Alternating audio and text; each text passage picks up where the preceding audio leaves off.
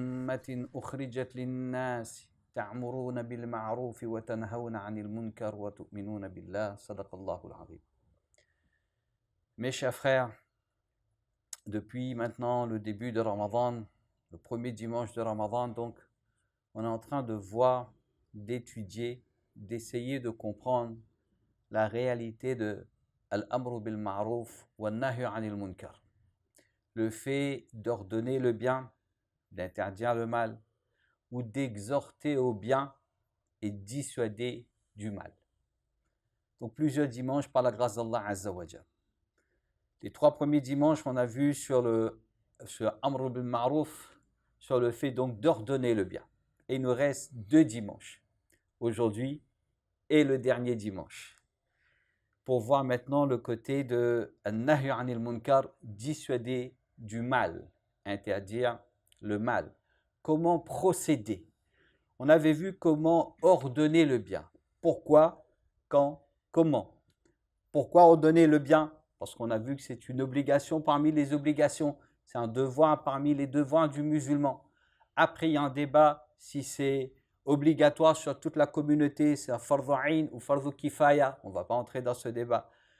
On a dit que l'article se trouve sur maison-islam.com de Cheikh Anas Ahmad Lala Hafidhahullah wa ra'ah, article 463, pour avoir plus de renseignements et de détails. Donc on avait vu ordonner le bien, il faut plusieurs points pour ordonner le bien. On veut tous ordonner le bien, on veut tous encourager vers le bien. Mais il faut 10 choses, on avait vu, non? On avait vu, on espère que, mashallah, les frères se souviennent de ces 10 points-là. Il faut ordonner avec douceur, avec gentillesse, avec diplomatie, avec compassion, avec miséricorde, non? Avec tact. Alors, tact, tampon, il faut faire très attention sur tact, n'est-ce pas? Vous avez compris, tact, ça veut dire quoi? Avec tact, avec l'art et la manière, si on peut dire ainsi. L'art et la manière. Avec le ilm aussi, il faut. Parfois, on veut ordonner le bien, j'ordonne le bien, je dis à quelqu'un, à mon père, ma mère, mon frère, mes soeurs, mon mari, l'épouse, quelque chose, n'importe qui, mes proches, je lui dis de faire une bonne action. Pour moi, c'est une bonne action, mais peut-être qu'il n'est pas une bonne action. Parce que ce ma'rouf-là, ordonner le bien, ce bien-là, il doit être défini par Coran et Hadith aussi. Parce que je peux penser que c'est un bien, or que ce n'est pas un bien. On va donner un exemple dans un instant, plusieurs exemples. Donc, on a vu qu'il faut, lorsque j'ordonne le bien, lorsque j'exhorte au bien, il ne faut pas se considérer supérieur à la personne avec qui je suis en train de parler. Je ne peux pas exhorter au bien, dire à une personne de faire quelque chose et je me considère supérieur, ni meilleur que lui, encore moins. Ni le mépriser. Des fois, ça arrive, ça. J'ordonne le bien, mais je le considère comme en créole, on dit ça, un gâté à ça. Un vaurien. Je me considère meilleur que lui. Je n'ai pas le droit. Même celui qui parle de dîn, il est en train de faire un discours, il parle. Celui qui parle, Cheikh Thani Rahimahullah, il dit, celui qui parle, il ne doit pas se considérer supérieur à l'Assemblée, meilleur que l'Assemblée. C'est interdit ça. Parce que se considérer supérieur et meilleur que quelqu'un, Cheikh Thani dit, il est en train de parler de dîn, il se considère meilleur que tout le monde là, qui est ici là, d'accord? Son parler de dîn devient dunya. Vaut mieux qu'il arrête. Elle vend patate. Il n'a pas dit vendre patate. Nous, on va dire vendre patate, gagne plus thawab. Parce que je ne peux pas, lorsque j'exhorte au bien, me considérer meilleur que la personne ou les gens. C'est pas possible ça. Qui est meilleur? Qui a dit qu'on est meilleur? Qui a dit que se considérer meilleur que son prochain, c'est satanique? D'accord? Donc, toutes ces conditions-là, il faut pour pouvoir ordonner le bien. Et avec tout ce qu'on a vu. Et quand on ordonne le bien, il faut que nous-mêmes on pratique aussi, non? Ça, on a vu, non? Allah Azza wa Jalla dit « Ata'muruna an-nasa bil birri wa tansawna anfusakum wa antum tatluna al-kitab afala ta'qilun » Allah, il nous met en garde dans 2 versets. Que vous ordonnez le bien, d'accord? « Ata'muruna an-nasa bil birri » Vous ordonnez aux gens de faire le bien, vous oubliez vous-même. C'est comme en français, on avait vu. Faites ce que je vous dis, ne faites pas ce que je fais. Ça ne marche pas. Ça ne marche pas, ça. Fais ceci, fais cela, et moi je fais le contraire, c'est un danger. Et le danger, on retrouve dans un hadith rapporté par Sahih Muslim, où il y aura une catégorie de personnes qui seront dans l'enfer, en train de cramer, si on peut dire ainsi. Ces personnes-là, leur intestin, d'accord, vont sortir et se rattacher à un poteau. Ils vont tourner autour. Les gens de l'enfer, les musulmans, ils vont le voir. Cet homme-là, c'est un musulman, lui, hein? Les Arabes. Les musulmans, c'est les Arabes, non? Non, pas les Arabes, les Arabes, les musulmans. Alors, les musulmans, ils vont le voir, ils disent, mais qu'est-ce qu'on fait là? Alors, ils ne disent pas en créole, hein, bien sûr, ça on remixe, hein. Il faut comprendre, parce que s'ils mettent en français, ils ne comprennent pas, obligés de mettre en créole. Un midley, remixé, on remixe. Qu'est-ce qu'on fait là? Que fais-tu là? C'est toi qui nous as ordonné le bien, c'est toi qui nous motivais, c'est toi qui fais un guillemets grand bayan, grand discours là. Aujourd'hui, on est là, on est en train de cramer, tourner autour d'un poteau. Du coup, qu'on fait là? Ou tu crois, ouais, un grand prêcheur, et tu nous as motivés, il dit, qu'est-ce que toi tu fais là? Ça ne nous comprend pas. Alors, qu'est-ce qu'il dira lui? Le hadith, il est dans Sahih Muslim en ce sens. Il va dire que je vous ai ordonné, mais moi, je ne faisais pas ce que je vous ai dit. Ah, ordonner le bien, motiver sa femme, ses enfants, son mari, son ami, ses étudiants, ses élèves, n'importe qui, oui, mais attention qu'on s'oublie soi-même. Ah, ça c'est le danger. Allah Azza wa Jalla dit, Ya ayyuhalladhina amanu lima taquluna ma la taf'alun. Ô ceux qui ont la foi, pourquoi vous dites quelque chose que vous-même vous ne faites pas? Non? Ah. Donc il faut remplir ces conditions-là. Et on avait vu un point très important, ça c'était au début, c'est qu'il se peut que je dis de faire quelque chose que moi-même je ne fais pas, dans un cas seulement c'est autorisé. Que les ulama ils expliquent, entre autres Cheikh Tanwi rahimahumullah et les autres. C'est celui qui ne fait pas une action, mais il voudrait le faire. Par exemple, quelqu'un il ne prie pas la prière de nuit, c'est une faiblesse en lui, même si ce n'est pas obligatoire, hein, ce n'est pas grave s'il ne fait pas aussi. Hein. Il ne fait pas la prière de nuit, mais il se réveille pour Fajr. Il y a certains qui font la prière de nuit, mais ils ne font pas Fajr aussi. Ça aussi, il y en a dans le dunya, on a toute qualité de monde dans le dunya. D'accord? Alors, lui, il ne fait pas, lui, la prière de nuit. Mais il encourage et il motive, il exhorte les autres à faire. Avec quelle intention? Qu'en exhortant quelqu'un, les autres, à faire, Allah va me donner tawfiq de faire. Allah va faciliter pour moi pour que je puisse faire une chose que je ne fais pas. Je parle sur la chose avec l'intention de faire pour que je puisse faire. Là, c'est autorisé. Compris? Sinon, ce n'est pas autorisé. Alors maintenant, le ma'rouf, il faut le définir. Le bien, il faut le définir. Le bien, ce que Allah et son Rasoul ont défini. Parfois, je pense que c'est un bien, ce que je dis de faire, mais il n'est pas un bien du tout. Alors, quelques petits exemples simples, hein, il y en a beaucoup, on ne va pas citer, chacun il va comprendre à partir d'un exemple ou deux exemples, on peut trouver beaucoup d'autres exemples. Imaginez, hein, après, je dis toujours, Cheikh Ousmane, il est là, si je fais des erreurs, corrigez-vous auprès des ulama qui sont présents dans l'assemblée, il y a d'autres ulama. Imaginez, un de nos proches décède, d'accord? Décède, il vient nous présenter les condoléances, après il dit, oublie pas, hein. Après 10 jours, il faut faire 4 ans. Il faut faire 4 ans pour papa les morts. Hein. Bon, je dis, avec quoi? Je fais le bien, je fais Amr bin Marouf, j'exhorte cette famille-là, j'exhorte cette personne et cette famille de faire ce bien-là. Après 3 jours, après 10 jours, après 40 jours, réunir la famille, faire un 4 ans coulant, un bon 4 ans coulant, serve de les roses après, il ne va pas dire serve de les roses, d'accord? Et après, Inch'Allah, va savoir pour le mort, pour papa les morts, d'accord? Donc, en disant cela, je crois que je suis en train de faire le bien. Pour moi, je suis en train de le motiver à faire une bonne action, n'est-ce pas? Mais cette chose que je dis là, ce bien que je le montre là, est-ce que c'est conforme au Coran et Hadith? Est-ce que là, je suis en train de faire Amr bil Ma'rouf ou pas? Là, on comprend que la chose que je vais exhorter vers le bien doit être conforme au Coran et Hadith, non? Je pense que c'est le bien. Ou bien des fois, je dis des choses qu'il n'y a pas de trace dans l'islam, mais c'est c'est, on va dire, c'est les actions que les ancêtres, d'accord, coutumes indiennes, pas indiennes, faisaient. Mon papa, mon grand-père, mon arrière-grand-père, tout l'a toujours fait. Je crois que c'est une bonne action. Et j'exhorte mes enfants, la femme, les amis, et ça perpétue comme cela. Et je crois, je suis en train d'en donner le bien, faire le bien. Pour cela, ce bien, il faut bien le définir. Sinon, j'exhorte, je crois, je suis en train de faire quelque chose de bien, dire quelque chose de bien, or qu'il n'y a pas de trace ni de source. Et c'est quelque chose qui n'est même pas prouvé aussi. Et parfois, voire même qui n'est peut-être pas autorisé. Mais je pense que ça a toujours fait comme cela, je fais, c'est bien, il faut le faire. Et il y a beaucoup d'autres exemples ainsi. D'accord?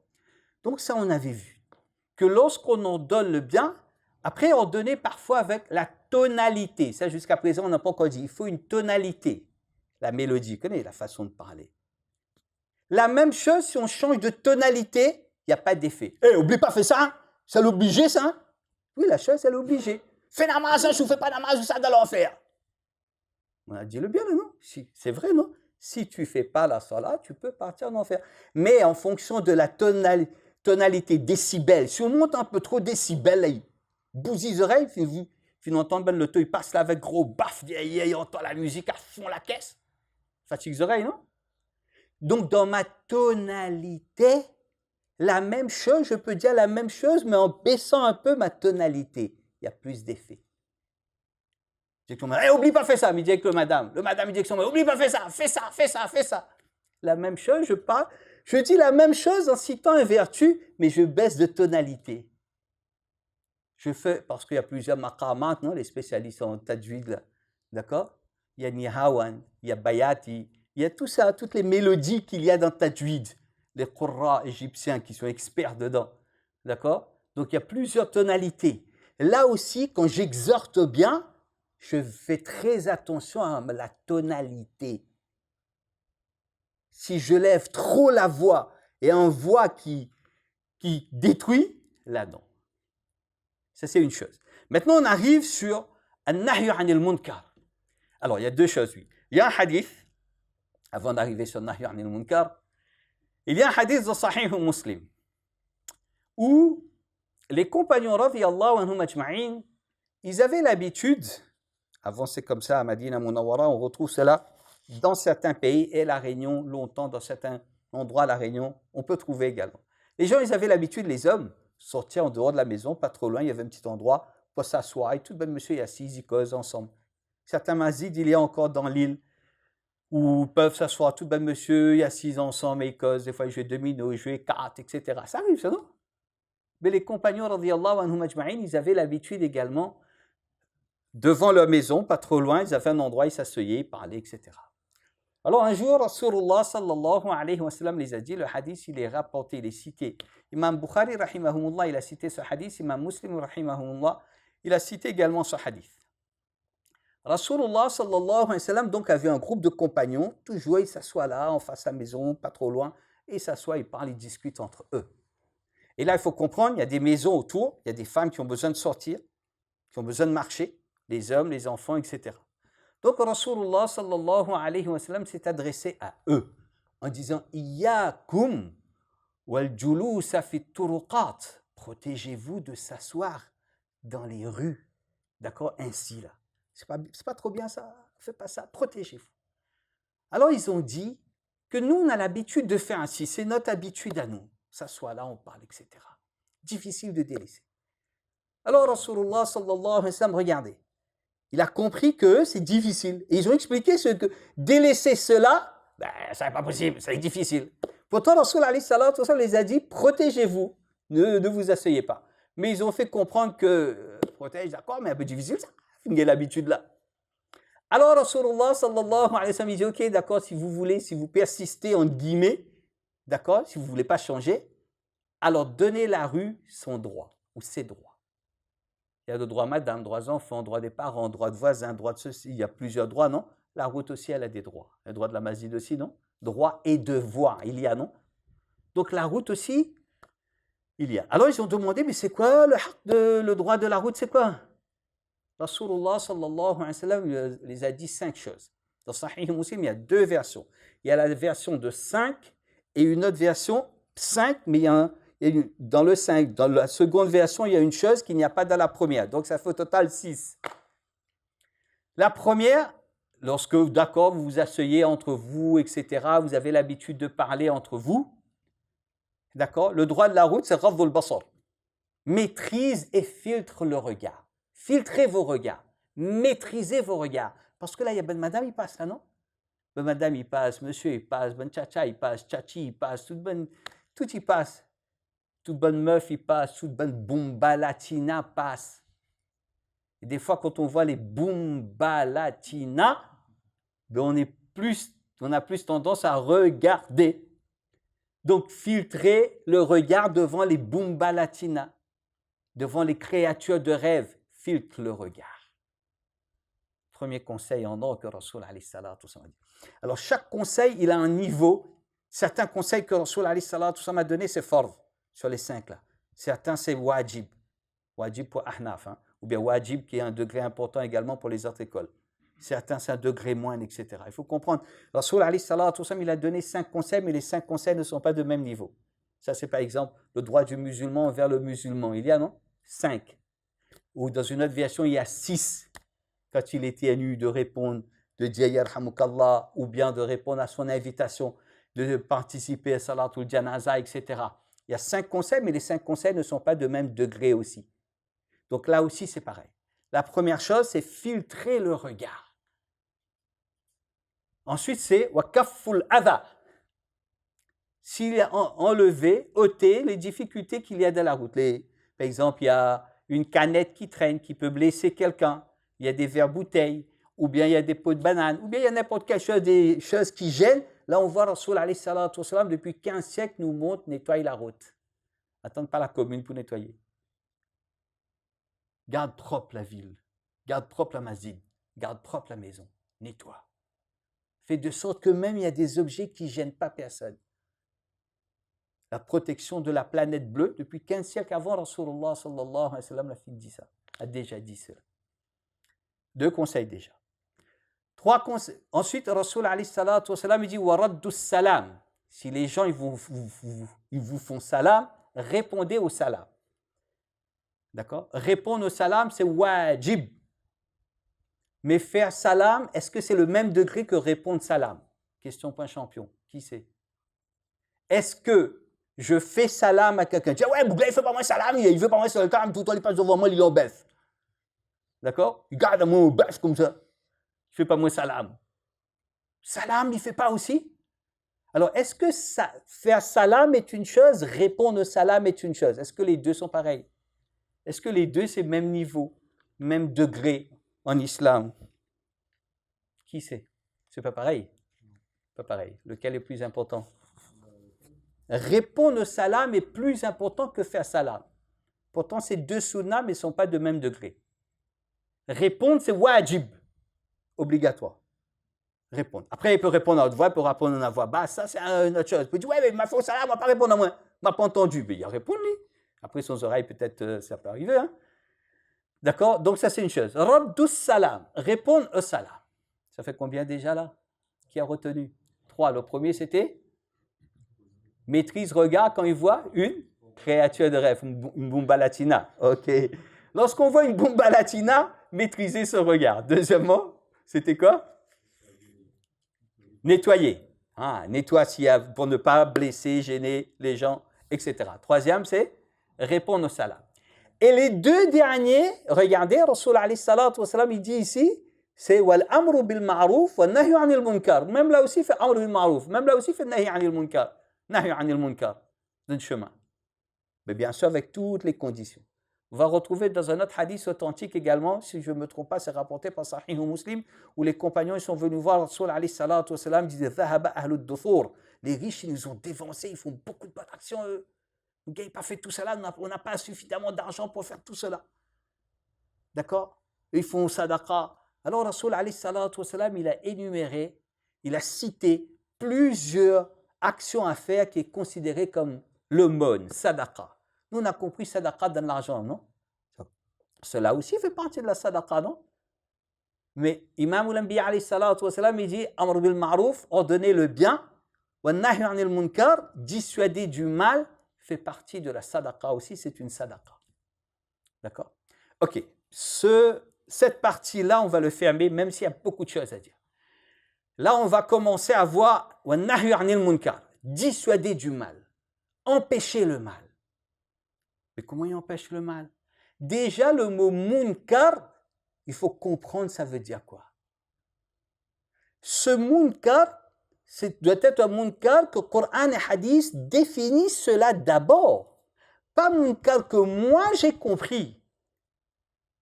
Je veux crier sur mon fils parce qu'avant manger, il ne m'est pas bonné sur la tête. On avait vu cela, non? Et je crois que c'est obligé avant manger, couvre la tête. Je fais faire un nahi munkar, donc il faut couvrir la tête.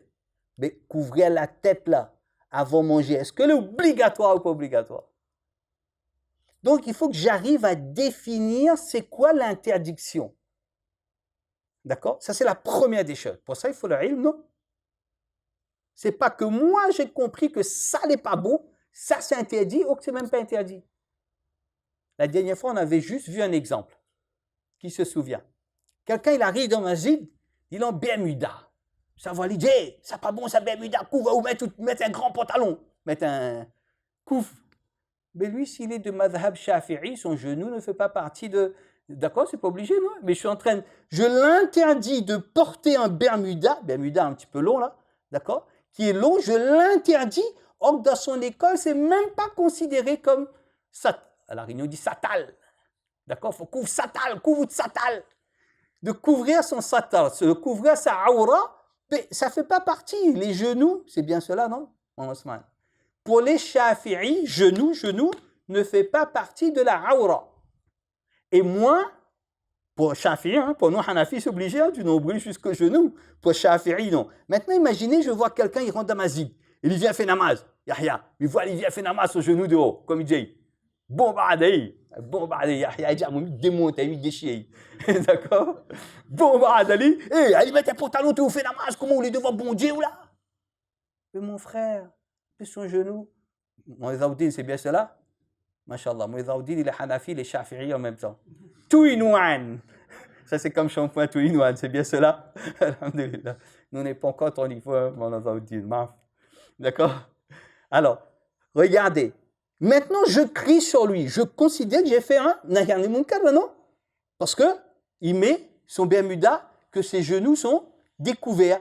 Et j'ai compris ce hadith, j'ai toujours entendu ce hadith rapporté par Abu Sa'id al-Khudri, radiyallahu ta'ala. On arrive sur ce hadith-là dans un instant, Inch'Allah ta'ala. Regardez. Là, je veux lui dire, hey, couvre de genoux. Allez, couvre de genoux. Je ne sais pas s'il y a pantalon ici ou pas. Ou bien il y a comment? Il y a Kamis là-bas, aller mettre un grand djubashu. Et là, je suis content pour me faire namaz tranquillement. Là, attention. Hein. Ah, mais il a interdit le mal là. D'accord? Pour lui, non, autorisé. Venir, le genou n'est pas obligé. Donc, je pense que parfois, je suis en train de faire interdire le mal, mais ce mal-là, c'est autorisé. Pour moi, peut-être dans mon école, ce n'est pas permis. D'accord? Ce n'est pas autorisé, permis. Mais dans les autres, c'est autorisé. Ou bien moi, je peux penser que c'est un mal, c'est un péché. Or, ni Coran, ni Hadith définissent cela comme péché. Compris? Compris? Ah. Donc, pour interdire le mal, il faut les mêmes conditions qu'ordonner le bien. Il faut interdire avec douceur, avec sagesse, avec miséricorde, avec compassion, avec... Alors, le mot tact, c'est un peu difficile de dire ici, mais on dira quand même. Avec tact. Tact, c'est là à la manière. Avec le ilm. Lorsque j'interdis le mal, je ne peux pas me considérer meilleur que la personne. C'est un Comore, ça m'a déjà dit, parce que c'est un Comore, c'est un Indien riche à jamais. Ah, un riche, si c'est un Indien riche qui arrive dans ma zid, jamais j'arrive à lui dire quoi que ce soit. Dis un Indien riche arrive dans ma zid, fait des ordres, causer. Amène son petit enfant, petit garçon, il arrive dans ma zid, il fait nama, le petit garçon du riche, il fait des ordres. Roda après, voilà, roda des arabes pour lever, pour dire, hey, amène plus d'enfants dans ma zid, les enfants, il fait des ordres. Le boucle riche, il donne l'argent à ma zid. Quelqu'un a le courage d'y aller? Personne n'a le courage d'y aller parce que c'est un riche. Parce que c'est un Indien riche. Mais la même personne mettait Comore là, mettait un Maoré, ou bien mettait un converti, mettait un Indien pauvre. Avec son enfant, il fait du bruit dans ma zid. Premier poussette de celui, c'est qui? À moi-même. D'accord? Hey, vous n'avez pas des enfants, vous n'avez pas même. Mais regarde, je fais nahi an munkar en fonction de la tête de la personne. Ça aussi, c'est pas digne. C'est digne, ça? C'est pas digne. Le bouc est friqué, il roule d'un gros loto, il donne l'argent. À jamais, mais gagne rien à faire dans ma zid. Après, à l'imam, il fait plus des ordres dans ma zid, il cause plus avant namaz, après namaz. Mais qui a le cran de lui dire? Et mettre la personne le même indien qu'un bicharo numéro 1. D'accord? Miskin. Un Mauricien, allez, un Mauricien y arrive. Nassir, je te vise pas, mon frère. On a une communauté, machallah, Mauriciens, Africains, Maoris, nouveaux musulmans, d'accord? Intelligents, vertis, on a Maghrébins. Donc tout ça, ça fait partie de la communauté. Mais quand c'est les autres, je vais les interdire. Et quand c'est un Indien riche, jamais les Indiens rien à faire. Ah, jamais. Au contraire, il dit, regarde ça, machallah, il est tellement riche. Même dans Mazid, il y a qui de son commerce, ça fait un grand travail. Il y a ni dans Mazid quand même, alhamdulillah, il y a Mazid.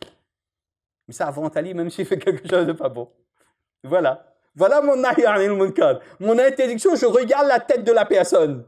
Mais ça, c'est faux ça. Comment veut-on obtenir des récompenses? Est-ce que je suis en train de faire vraiment nahi anil munkar ou bien je juge à travers la tête de la personne? Ah, din, c'est pour tout le monde. Coran et hadith, c'est pour tout le monde. Tout le monde, je dois juger pareil. C'est pas parce que c'est un gros Richard qui donne l'argent à Mazid que lui, je lui dis rien. Bien sûr, il ne faut pas lui dire aussi. Et l'autre, le premier petit comment il arrive là, il bombarde aller. Mais jamais. Mais jamais. Mais c'est quoi? Je suis en train de faire nahi anil munkar. Je suis en train de mettre mon gros nafs dans nahi anil munkar. Et je crois que je suis en train de faire nahi anil munkar. Compris? Donc, en faisant un nahi anil munkar, il ne faut pas faire distinction entre riche et pauvre. Absolument, depuis 40 ans, les Arabes ou non? Pas qu'un vrai Arabe, un converti. Il faut passer vraiment 40 ans là où arrive un vrai Arabe, un vrai Indien. Ça, c'est notre esprit, non? Tout bon converti ne peut pas être un vrai musulman, un bon musulman, tant qu'il ne fait pas 40 ans. Là, après, nous va nous donner notre fille pour marier avec sa fille. Ah, mais non, ça ne marche pas comme cela, mais ce n'est pas vrai. Donc, c'est pas ça c'est une chose. Après, quand j'interdis le mal, donc je ne dois pas mépriser la personne, se considérer meilleur. D'accord? Ça, je ne peux pas. Toutes ces conditions. Maintenant, il y a un hadith très célèbre. Tout le monde a entendu ce hadith. Même il y a dans Fadaïl al-Tabligh, le Cheikh Zakaria, rahimahullah, il a mentionné également. Tout le monde sait ce hadith. Ce hadith, il est rapporté par Musnad Ahmad. Mais ce hadith, il est sahih, sous les mêmes conditions de Imam Bukhari et Imam Muslim, rahimahumullah. Le hadith, il est authentique. C'est Abu Sa'id al-Khudri, radiyallahu ta'ala anhu, qui rapporte. Qu'est-ce qu'il dit? Il dit que Rasul alayhi salatu wasallam a dit Man ra'a minkum munkaran, celui que l'un d'entre vous voit le mal, Man ra'a minkum munkaran, falyughayyirhu biyadihi. Qui peut traduire cela? Bien sûr, les ulama, non. Est-ce que quelqu'un peut traduire ce hadith? Celui qui voit le mal, si l'un d'entre vous voit le mal, qu'est-ce qu'il faut qu'il fasse? Oui, mon frère Yahya. Qu'il empêche avec les forces de la main. Masha'Allah. Qu'il empêche avec les forces de la main. Une autre traduction? Faites vos jeux. Qui dit mieux? Pas dans un casino, là, des mazid, mon frère. Faites vos jeux. Qui dit mieux? Qu'il interdit. D'accord? Si l'un d'entre vous voit le mal, qu'il interdit avec la main. Hein? Non, la langue vient après, mais là, en première partie. Falyughayyirhu biyadihi, qu'il interdit avec sa main. Parce qu'il y a la main aussi dedans, là. Qu'il interdit avec sa main. Donc, je vois quelqu'un faire quelque chose de pas bien, et t'es Adam, tu fais ça, t'es au plan, quoi. D'accord? Tu es habitué. Tu as eu peur? Excuse-moi, si tu as eu peur, excuse-moi, mon frère. Allah Akbar. Il y a un saisissement. Quelqu'un peut lui donner, comment? Romarin. Mais là, je fais de carême. Le iftar, tu reprends ton jeûne avec romarin. C'est bon? Inch'Allah. Alors, ça veut dire quoi, ce hadith? Man ra'a minkum munkara, si l'un d'entre vous voit le mal, falyughayyirhu biyadihi, qu'il empêche avec les forces de la main. D'accord? C'est bon? Le mot empêcher, il n'y a pas dans ce hadith-là. Déjà, il n'y a pas. La force, il n'y a pas aussi.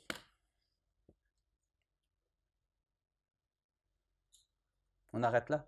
La suite, semaine prochaine. Suspense. Netflix, suspense. Semaine prochaine. Alors regardez bien ce hadith. Man ra'a minkum munkara. Si l'un d'entre vous voit le mal, falyughayyirhu biyadihi. Qu'il empêche avec les forces de sa main. Il n'y a pas dans ce hadith. Non. Empêcher avec les forces de la main, c'est seulement lorsque, à l'époque de Rasulullah sallallahu alayhi wa sallam, lorsqu'il y avait l'autorité, lorsque c'était le Amir al-Mu'minin, si on peut dire ainsi, lui, il peut faire cela à travers l'armée, etc., la police, etc., les milices, qu'importe. Ça, c'est pour eux. Mais sinon, ce hadith, il n'y a ni empêché, ni la force. Mais la main, il y a par contre. Donc, comment on explique cela? Il voit quelqu'un rentrer dans la masjid, il n'y a point la famille, rattrape, hé, ça va pas ça, amène de haut. Hein? Téléphone, il sonne la semaine dernière, on a vu, non, en plein namaz, téléphone, il sonne, nous rentre sur lui après namaz. Ça veut dire quoi ce hadith? J'ai toujours appris, on m'a toujours appris, parfois j'ai lu même la traduction, que celui qui voit le mal, si l'un d'entre vous voit le mal, qui change avec la force de sa main. Non, il n'y a pas. Ni change, pas changer, c'était quoi? Qu'il empêche, empêcher. Qu'il empêche, qu'il interdire. Il n'y a ni empêcher, ni interdire, ni la force. Trois mots-là, ça n'est... Essaye de trouver dans le hadith là, après l'expert de hadith, on répète encore, c'est Cheikh Ousmane Qazi, c'est un Qazi. Hafizahullah wa ra'ah. Lui, c'est l'expert, lui, c'est Cheikh al-Hadith depuis plus de 20 ans, masha'Allah, il enseigne Sahih al-Bukhari. Allah lui accorde une très longue vie, Inch'Allah, avec la santé, la prospérité, la afia. Amin. Demandez-lui, ou bien demandez d'autres ulama. Il n'y a ni le mot empêcher, ni le mot avec la force. Il veut dire quoi alors? Soit on arrête, suspense. Ah, oui. Rendre camarade avec lui, masha'Allah. Alors, regardez. Man ra'a minkum munkara, on traduit d'abord, celui que, si l'un d'entre vous voit le mal, falyughayyirhu, ghayyara yughayyiru taghyir, qui veut dire qu'il change. Qu'il change. Falyughayyirhu, qu'il change ce munkar-là, d'accord, biyadihi, à travers sa main. Cela veut dire quoi? Changer le mal à travers sa main. Ça, c'est la question maintenant. Ça veut dire quoi? Si les membres du comité, là, je vois 2 membres du comité, je ne sais pas tout le monde du comité, si on a l'autorisation, on continue, si on n'a pas l'autorisation, on arrête. Les frères qui veulent partir peuvent partir sans problème, mes frères. On ne prend pas en otage personne. D'accord? Si prendre en otage est dangereux. D'accord? Chacun est libre, les frères qui veulent partir prendre goûter. C'est-à-dire après Ramadan. Hein? Après Ramadan. Ils peuvent. Pas tout de suite. Non. C'est bon, l'autorisation? Ceux qui veulent partir peuvent partir. Hein? La voie est libre, si on peut dire ainsi. En plus, toutes les portes sont ouvertes, alhamdulillah. Regardez ici. Man ra'a minkum munkara. Si l'un d'entre vous voit le mal, qu'il change à travers sa main. Changer, ça veut dire quoi? Change le mal à travers sa main, ça veut dire quoi? Comment je vais changer le mal? Comment je vais? En agissant bien envers lui. Pas mal, masha'Allah. Après, par une autre action qui l'éloigne de ce mal, oui. D'autres avis encore? D'autres points de vue, Suleiman? Par le cœur, oui. Montre-lui, de lui montrer l'exemple.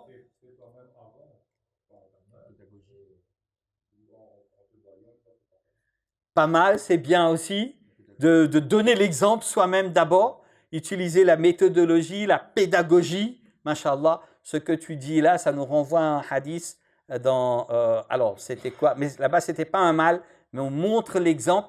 Ça nous renvoie au pacte de Hudaybiyah, lorsqu'il y a eu le pacte de Hudaybiyah, lorsque Rasul alayhi salatu wasalam, il avait révélé « Qad sadaqallahu rasulahu ru'ya bil haqq, la tadkhulunna al-masjid al-haram insha'Allahu aminin, muhalliqina ru'usakum wa muqassirina ala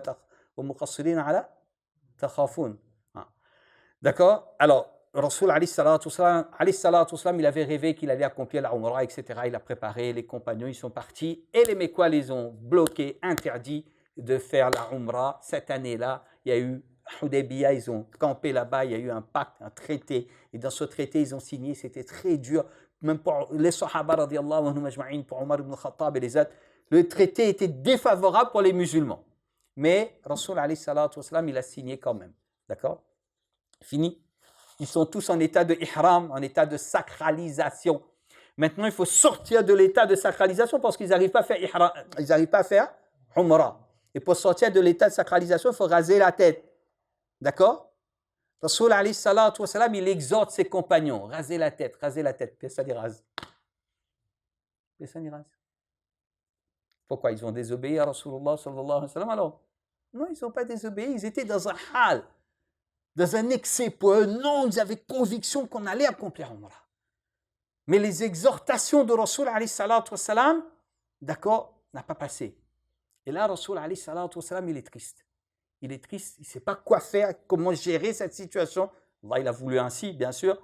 Et là, il retourne auprès d'une de ses épouses à Hudaybiyah, l'endroit. Il y a encore, peut-être certainement, vous avez visité, quand on part à Makkah, il y a des endroits, on peut voir à cet endroit-là, même l'endroit où Rasul alayhi salatu wassalam est resté là, son camp à lui. Et il est parti, il y a une de ses épouses qui était là, si on ne se trompe pas, c'était Salama.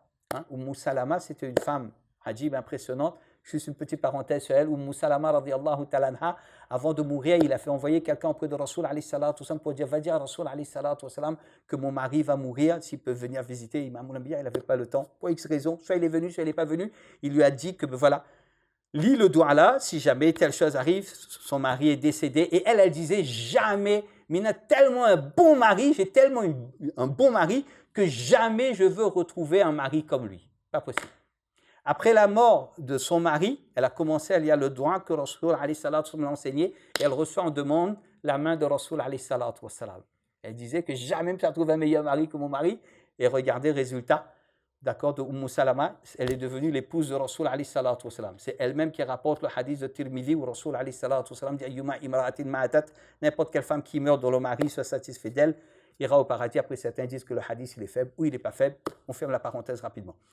Salama radiyallahu ta'ala, dès qu'il voit Rasul alayhi salatu wassalam arriver, il a compris tout de suite que mon mari a un problème là. Madame, il doit être comme ça, non? Dès qu'il rentre dans la case, il connaît là, mon mari, aujourd'hui, la caisse est vide là. Il ne va pas gagner 1 euro. Atrakamo Chili. D'accord? Par le visage, l'épouse arrive à détecter. Ah, mon mari, la bataille avec son employé, il a mis les cires. Pas arrivé à une affaire là. D'accord? On va crier toujours les nerveux, même avec les bons employés, même, ou j'y même. Et des fois, il peut remarquer, ah, vous la trouvez attentive aujourd'hui, là, monte à mon téléphone, va. Il veut contrôler le téléphone, le mari aussi. Mais sur la pression de votre maîtresse. Parce que les femmes, elles sont expertes dedans. Certains maris aussi, pareil. D'accord? Alors, Salama, radiyallahu ta'ala, elle a compris sur le visage de Rasul alayhi salatu wassalam ce souci-là. Elle demande, mais quoi, c'est quoi?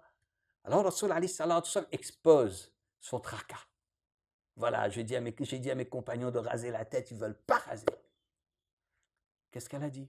Elle dit, c'est simple. Toi, sors dehors, fais appeler ton coiffeur, rase ta tête. Dis rien, rase ta tête.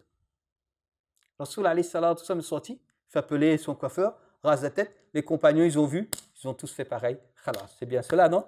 Voilà. Donne l'exemple. Fini, khalas.